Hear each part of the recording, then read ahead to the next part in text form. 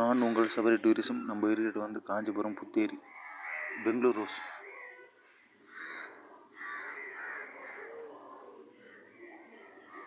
பாருங்கள், ஏச்சாக இருக்கு பாருங்கள். பெங்களூர் ரோஸ், இடம் காஞ்சிபுரம் புத்தேரி.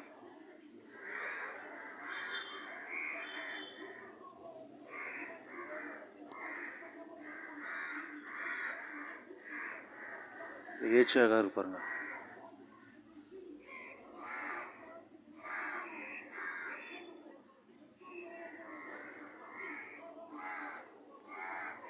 ஒரு அழகாக இருக்கு பாருங்கள்.